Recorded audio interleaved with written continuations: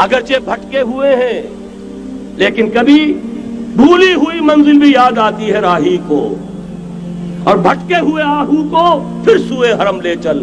اس کی ضرورت ہے مسلمان کو پھر اس کا مقصد یاد دلایا جائے۔ پاکستان اس لیے نہیں بنایا گیا تھا کہ ہمارے ہاں ٹاٹے اور برلے نہیں تھے تو ہمارے پاس اس کے بھی باپ وجود میں آ جائیں، اس لیے تو نہیں بنایا گیا تھا۔ پاکستان اس لیے نہیں بنایا گیا تھا کہ جاگیرداروں کی جاگیرداریاں محفوظ ہو جائیں، پاکستان اس لیے تو نہیں بنایا گیا تھا۔ اور یہ کہ نمازیں اور مسجدیں تعمیر ہو جائیں، مسجدیں تو امریکہ میں تعمیر ہو رہی ہیں عالی شان سے عالی شان، اس لیے پاکستان نہیں بنا تھا۔ آج بھی مسلمان، میں معذرت سے عرض کر رہا ہوں مولانا سے، آج بھی بھارتی مسلمان کی ایوریج نمازی ہونے کے اعتبار سے پاکستانی مسلمان سے کہیں بہتر ہے۔ آج بھی برقع نظر آ جائے گا تو ہندوستان میں نظر آ جائے گا۔ میں نے اپنی آنکھوں سے دیکھا چند سال پہلے جب مکہ مسجد حیدرآباد دکن میں 3 دن مسلسل میری تقریریں ہوئی ہیں، 10,000 مرد اور 5,000 خواتین، اور ان میں سے کوئی بغیر برقعے کے نہیں تھی۔ ایک سیلاب نظر آ رہا تھا برقعوں کا کہ جب جلسہ ختم ہوا ہے رات کے 12 بجے 3 دن تک متواتر۔ یہاں کہاں نظر آئے گا برقع آپ کو؟ یہاں تو جس کے پاس 2 پیسے ہو گئے اس نے سب سے پہلے برقع اتار کے پھینک دیا۔ معلوم اچھی طرح سمجھ لیجئے یہ چیزیں تو وہاں زیادہ ہیں یہاں کی نسبت۔ اصل ضرورت تھی کہ یہاں اس نظام کو قائم کیا جائے، وہ نظام عدل اجتماعی، وہ جس میں حریت ہو، جس میں عام آدمی بھی خلیفہ وقت کو ٹوک سکے۔ یہ کرتا کیسے بن گیا؟ ایک خاتون بھی کھڑی ہو کر دامن پکڑ لے، عمر تمہیں کیا حق ہے کہ ہمارے مہر کے اوپر پابندی لگا رہے ہو، جبکہ اللہ نے نہیں لگائی۔ اللہ قرآن میں قنطارہ کا لفظ استعمال کر رہا ہے۔ ڈھیروں سونا دے دے کوئی شخص اپنی بیوی کو مہر کے اندر، طلاق دیتے وقت اس میں سے کچھ نہیں لے سکتا۔ آپ کون ہوتے ہیں ہمارے حق کے اوپر پابندی لگانے والے؟ اور عمر نے کہا آج ایک بڑھیا نے وہ اب عمر کو دین سکھایا، آرڈیننس واپس۔ حضرت سعد ابن ابی وقاص رضی اللہ تعالی عنہ جو فاتح ایران تھے، وہ گورنر ایسے ہی نہیں بن گئے تھے ریوڑیاں بٹی ہو اور گورنر ہی مل گئی ہو، وہ تو خود فاتح تھے ایران کے، اس لیے گورنر تھے۔ صرف ایک پرچہ پہنچا ہے بارگاہ خلافت میں، حضرت عمر فاروق کے پاس انفارمیشن آئی سعد نے اپنے گھر کے باہر ڈیوڑی بنا لی ہے اور ایک دربان کھڑا کر دیا ہے۔ حضرت بلال کو بھیجا ہے رقعہ دے کر، اور یہ حکم تھا کہ بلال پہلے تو جاتے ہی ڈیوڑی میں آگ لگا دینا، پھر یہ رقعہ دینا میرا۔ اور رقعے میں لکھا ہوا تھا اے سعد، لوگوں کو ان کی ماں نے آزاد جانا تھا، تم نے انہیں اپنا غلام کب سے بنا لیا ہے؟ یہ دربان کھڑے کر دیا اپنے آگے۔ وہ حریت، وہ مساوات کہ جا رہا ہو خلیفہ وقت اور چارج لینے جا رہا ہے بیت المقدس کا، کوئی ذاتی علاج کے لیے نہیں جا رہا، سیر و سیاحت کے لیے نہیں جا رہا، چارج لینے کے لیے بالکل سرکاری وزٹ ہے، آفیشل وزٹ ہے، اسٹیٹ وزٹ ہے۔ اور حال کیا ہے؟ 700 میل کا فاصلہ طے کرنا اور ایک اونٹنی، کوئی انٹوریج نہیں، کوئی خدم و حشم نہیں، کوئی جمبو جٹ بھرے ہوئے نہیں، کچھ نہیں، ایک اونٹنی ایک خادم۔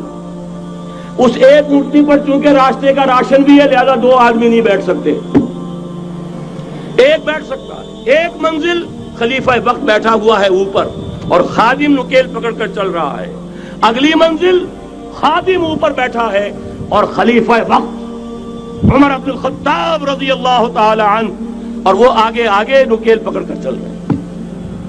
یہ نظام چاہیے آج نوع انسانی کو۔ اس کے انتظار میں، اس کی تلاش میں نوع انسانی نے کتنے تجربے کر لیے، کیسی چھلانگیں لگائیں، ملوکیت ختم کی، آسمان سے گرا کھجور میں اٹکا، جمہوریت آئی نام نہاد، لیکن وہ سرمایہ دارانہ نظام بن کر آگے سے بڑھ کر لعنت بن گئی۔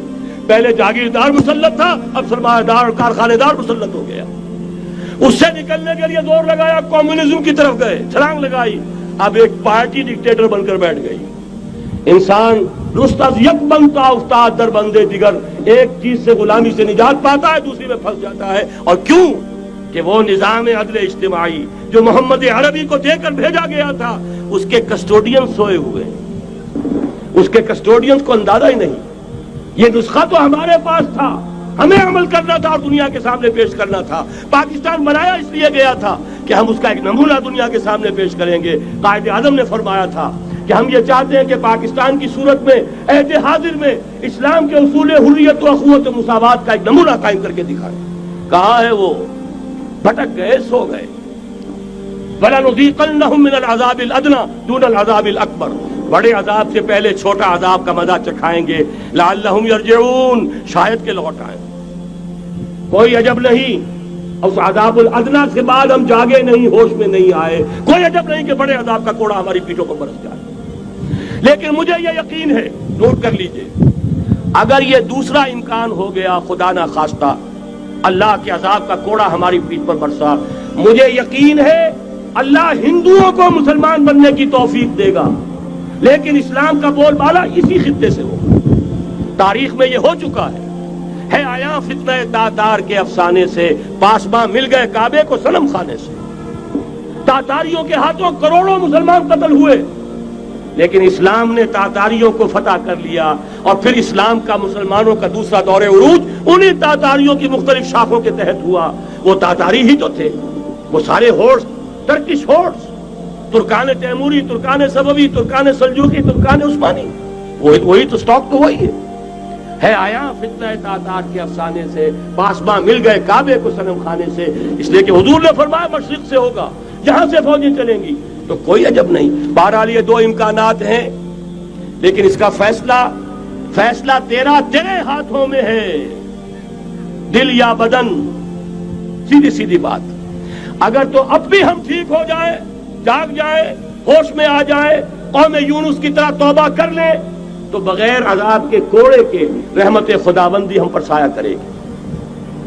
اگر ہم نہ جاگے تو وہ عذاب کا کوڑا آئے گا۔ یہ نہیں میں کہہ سکتا ان ادری قریب بعید ما توعدون، یہ میں نہیں کہہ سکتا، یقین کے ساتھ جانتا ہوں کہ آئے گا، لیکن یہ کہ اس کے بعد بھی یہی سے بول بالا ہوگا، اگر ہمارے ذریعے نہیں تو ان کے ذریعے سے، جو ہمیں شکست دے کر پھر اسلام قبول کر لیں گے۔ لیکن کیوں نہ پہلے ہی راستے پر چلنے کی کوشش کریں۔